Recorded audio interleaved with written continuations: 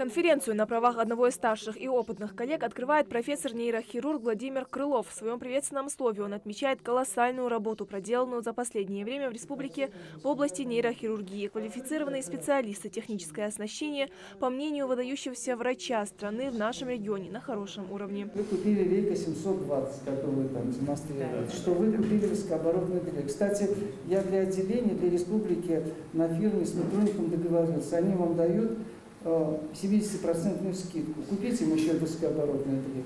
Все, договорились. Куплю, даю слово.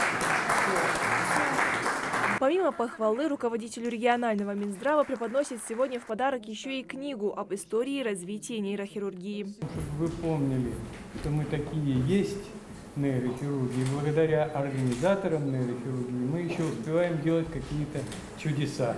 Визит московских врачей в Ингушетию не первый и далеко не последний. Планируется, что ингушские коллеги будут ездить в московские институты для повышения квалификации. А в регион будут приезжать медики из разных мединститутов страны внедрить новые хирургические технологии. Есть все возможности, есть все удобства на сегодняшний день у нас для проведения любого вида работ, оказания помощи населению, повышение квалификации, образованию, самообразованию. И при помощи поддержки главы республики мы, конечно, этим пользуемся, все это поддерживаем.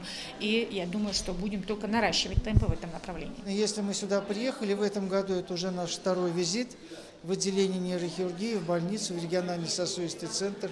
В дальнейшем мы хотим заключить договор между Министерством здравоохранения Республики Ингушетия и нашим университетом для того, чтобы мы могли оказывать помощь в внедрении новых хирургических технологий не только для нейрохирургов, но и в других областях хирургии. Это касается и сосудистой хирургии, и ортопедии, и челюстно-лицевой хирургии, урологии, ну и так далее, и так далее. Ну а с нейрохирургами у нас сложились очень добрые отношения, я думаю, мы будем встречаться чаще. Хирургия опухолей хиазмально-силярной области, хирургия тяжелой спинномозговой травмы. В выборе темы доклада участников никто не ограничивал. Единственное условие – ее актуальность. Инициатор проведения конференции – главный нейрохирург республики Умар Газгиреев, по мнению которого обмен опытом и короткий курс повышения квалификации – это не все возможности для участников встречи. Создаются новые объекты здравоохранения, перинатальный центр, детская больница, онкологический диспансер, немало. Заметное место в этом занимает наше нейрохирургическое отделение, которое было открыто 9 сентября 2016 года.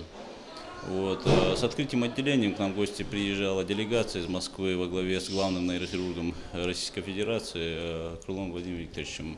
Когда было согласовано, чтобы сделать такую конференцию на территории Северного Кавказа, а потом мы попросили, чтобы мы сделали ее на территории Республики Ингушетия. Хирургия нетравматических внутричерепных кровоизлияний, по мнению докладчика Владимира Крылова, для всей нашей страны большая беда. По данным Минздрава России, в прошлом году статистика заболеваний с острым нарушением головного кровообращения составила более 500 случаев. Больше 100 человек умерло в результате инсульта. Эта вся группа пациентов составляет примерно 13-14 тысяч пациентов, которые нужно оперировать по всей Российской Федерации из расчета на 146 миллионов населения.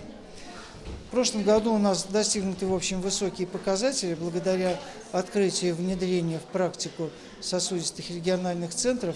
Их у нас 128, практически во всех открытые нейрохирургические отделения.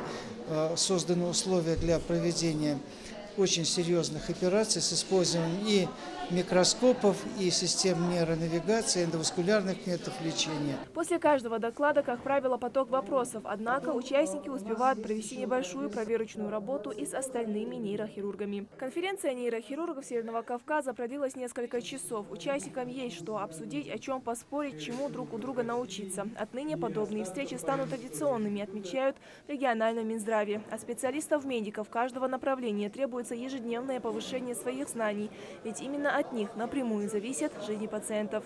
Идир Манкиева, Мэрибек Миржоев, Новости 24.